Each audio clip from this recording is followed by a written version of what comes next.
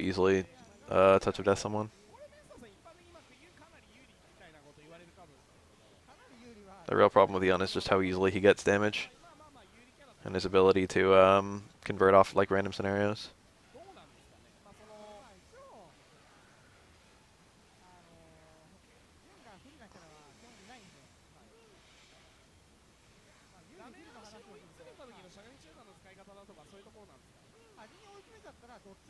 Parry stands strong.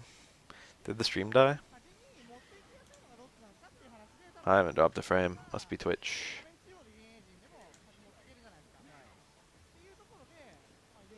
God damn it, Twitch.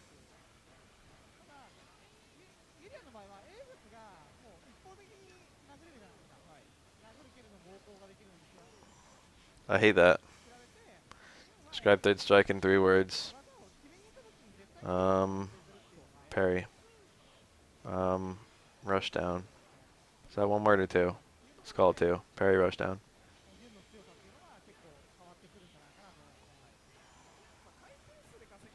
Yeah, Yanchun Ken. We actually haven't seen a Ken in a while, I feel like.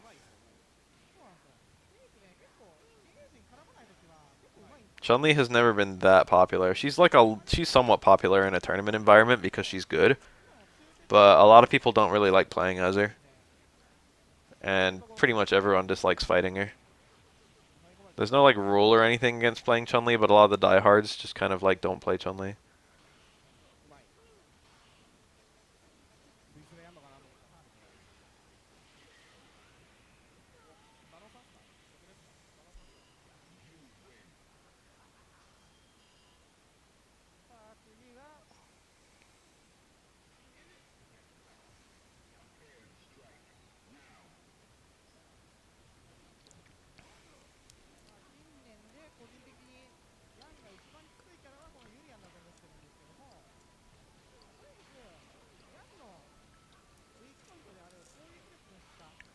Ah.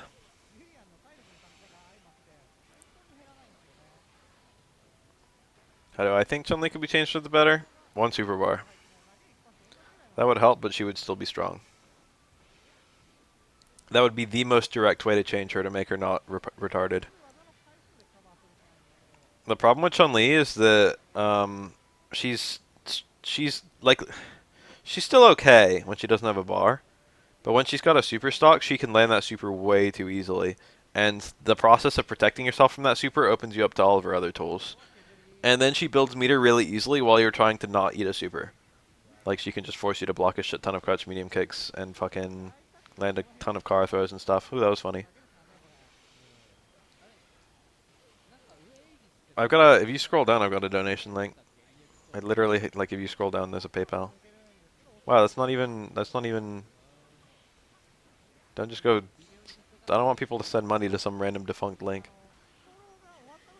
I don't know if you get that money back. That's not my PayPal. You can literally scroll down to see my PayPal if you actually care. Anyway, if she couldn't hold more than 1 bar at a time, then she would hold the Super 2 and still be just as deadly with it. But, like, most of the time, like, once she landed the Super, you'd be off of it for a while again. You'd be able to, like, play footsies again and not just worry about crouch medium kick killing you. You can't dispel the mirror with hits, I don't think. Even though it's got 6 inherent hits, punching it doesn't reduce the number of hits it has. Certain things can dispel hits, though. You'd think fireballs can dispel hits, but almost every fireball just bounces off of it. It's got unique properties with fireballs. Wow, thanks. I appreciate it. I don't get donations that often anymore. I'll use that to go to a Wednesday night fights. If you fight Urine even a little bit, you start learning things that go through Aegis. It's just like a skill. Punching it does reduce hits.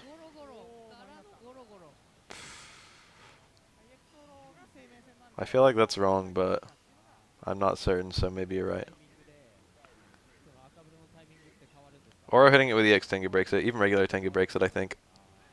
Aura stones destroy it. Like almost immediately, too.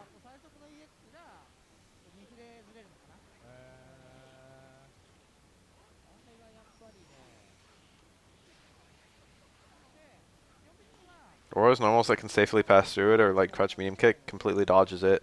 Stand strong hits it, but Aura doesn't take damage. It just has like the clashing, you know, as though you're hitting an opponent blocking. Crouch strong does the same thing, but it's not as good because it doesn't go as far. Uppercut can go through it, but Aura will still hit the mirror. Those are the really good options.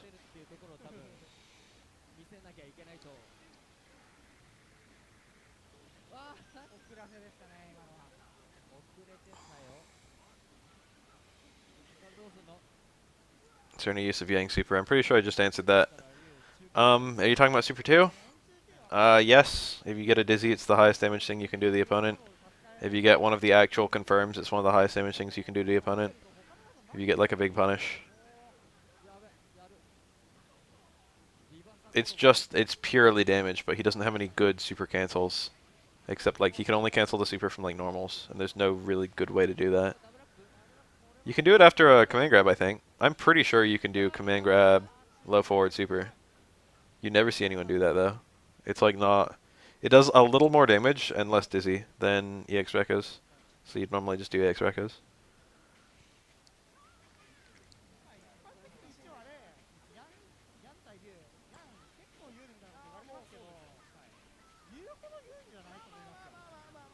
Chicken burger.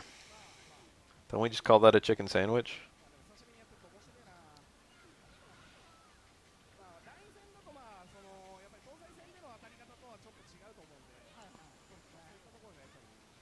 I'm gonna real I like those a lot more than actual burgers. Later S-Rod.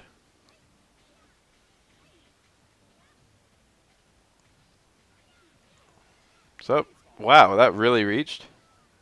That was like right on the edge. He was super safe. But he had a lot of health, so that was probably the correct play.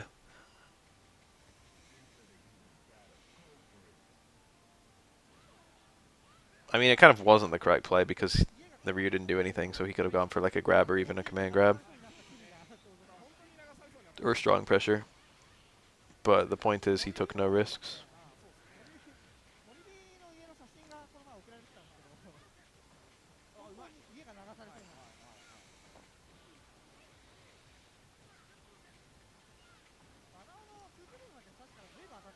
I read somewhere recently that, it was on Reddit. Ooh, nice. Oh, not nice.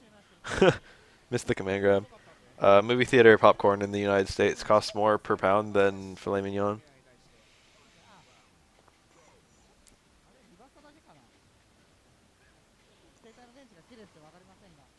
Which kind of makes sense because popcorn's so light. And also makes sense because fucking movie theaters are out to gouge you. Everyone always tries to parry Denshin for the most part. Ooh, that's a hard read. Didn't work.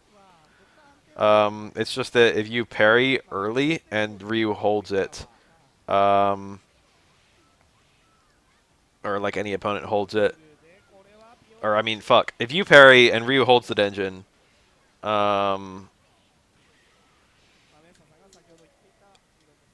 you can't parry again immediately. That's what I'm trying to say. You can't just tap forward every frame or every other frame and get an infinite number of parries. The game will like lock you from parries after an attempted parry. And I think that's just called parry lock.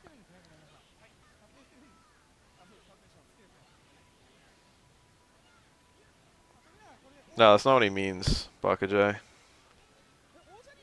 After like parrying like the fireball, whether the Denjin is released immediately or after a brief wait is a 50-50. And you either need to parry immediately or parry after a brief wait. And most characters don't have a way out of it besides those two. So it's just a coin flip. And if he's gonna do the brief wait, then you can jump out instead of parrying, and that gives you a punish instead of no punish.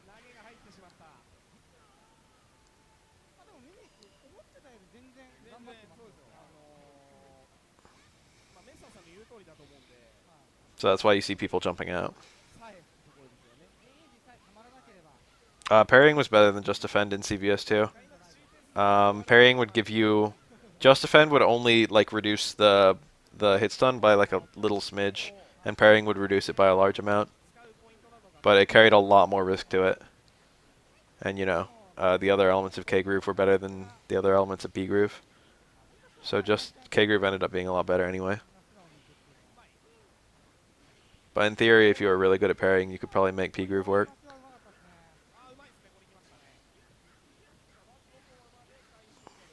Best looking throw. Makoto's probably up there, yeah.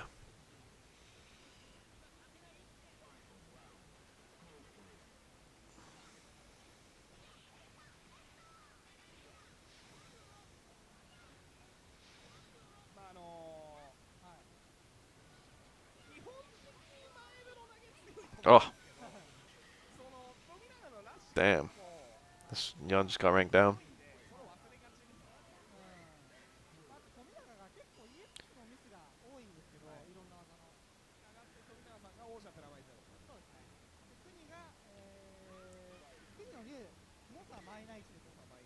This is Cooney. He hasn't played yet today. He's good. I like watching him. He's actually running Super 3. I think he normally runs 1. I think he goes back and forth.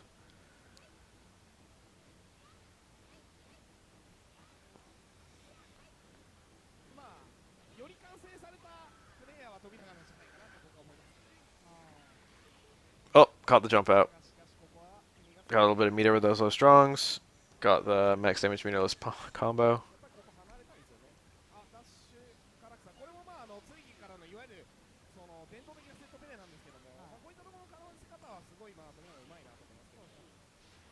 Ugh. Tominaga's means of attacking are so good. See how fast that forward dash are resolved? Koto's quick. Empty cancels can shut down that kind of approach, but empty cancels mean you have to periodically hit normals that you think will whiff, which is kind of bad for footsies.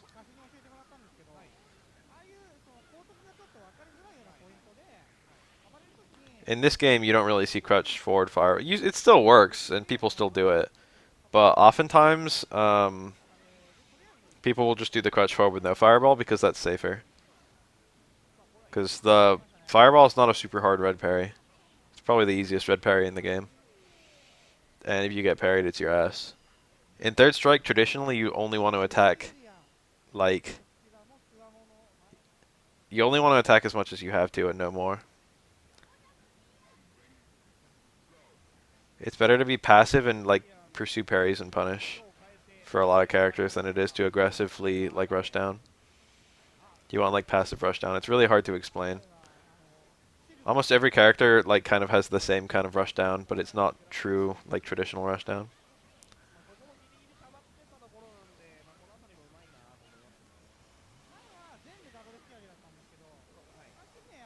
Damn, a riddle.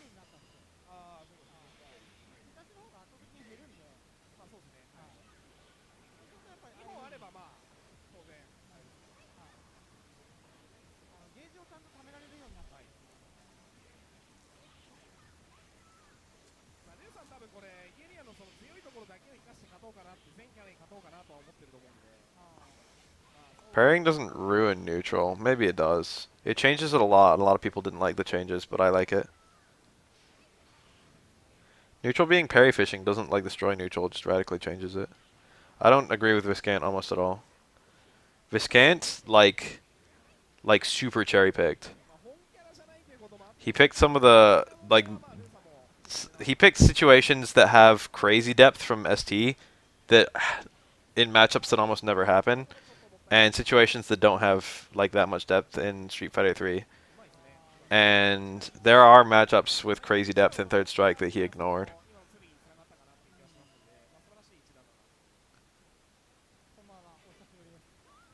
Yeah, that's what I'm trying to say, J for a boy.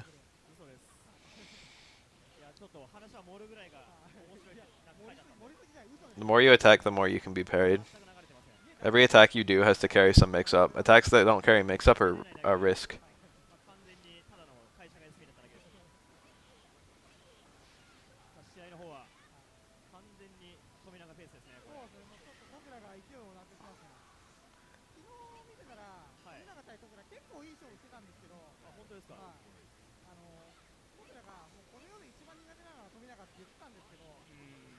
Almost any matchup with Urian is very technical, with a lot of, like, a million factors to consider.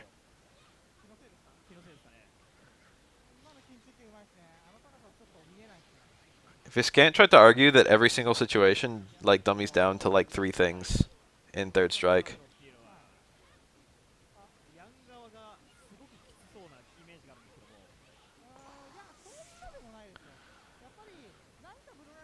And that's not expressly true. It depends on what character you're playing. Like, I can do some things that completely shit on um, blocking but lose to like an uppercut. I can do things that completely shit on blocking but lose to a parry. I can do things that completely shit on a parry but lose to blocking. Oh shit, this video ended. I can do things that completely shit on blocking but lose to like a throw. It depends on what your character's tools are.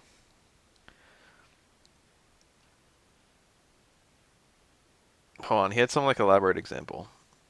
Like Blanca and stuff and breaking charge.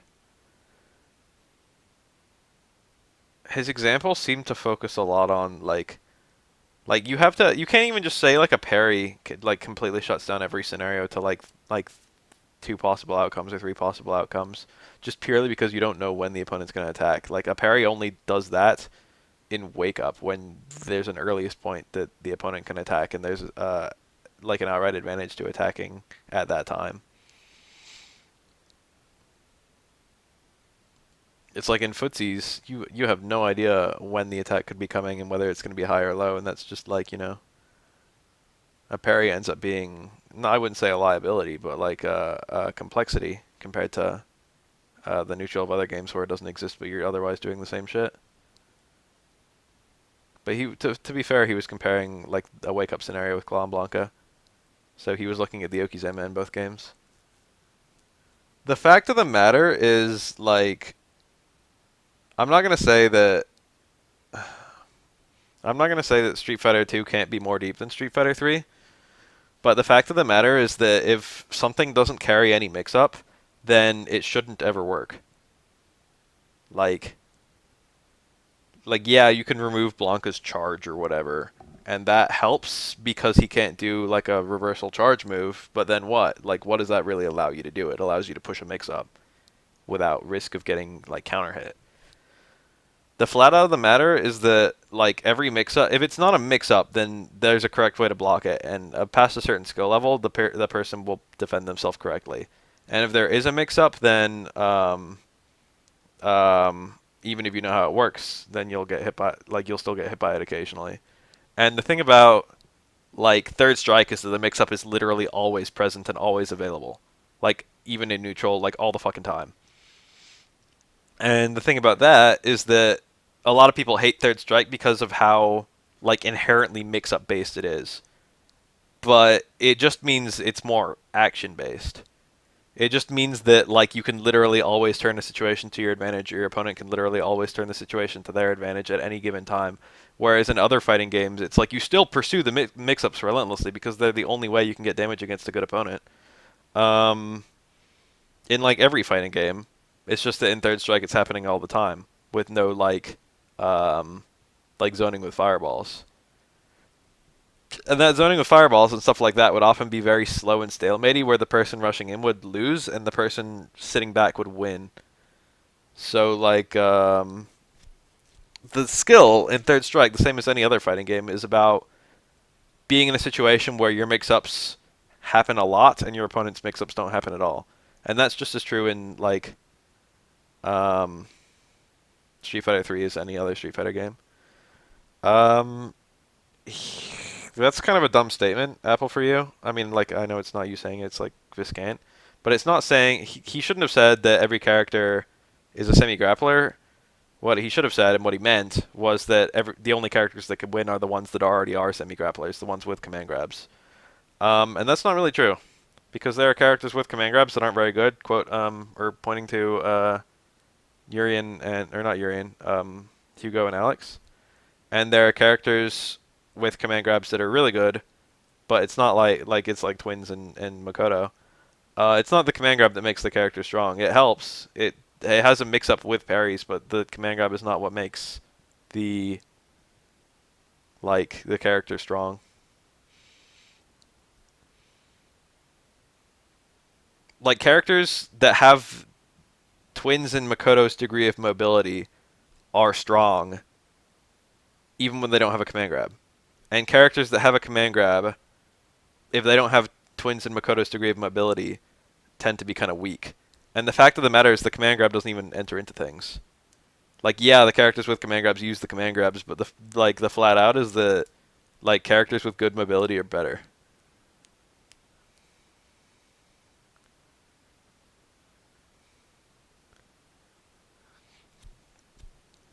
Chun-Li is probably the best character in the game because she can to some degree ignore the opponent's ability to parry.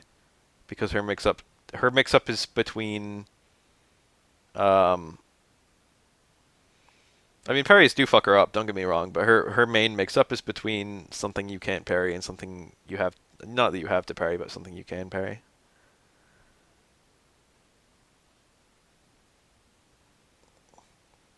Like Chun-Li's mix-up is intact despite parries, and there are other characters who would have better mix-ups, like but parries like break them down. But you don't really ever hear about the mix-ups people don't use. You only hear about the mix-ups people do use. You don't see like fucking like Hugo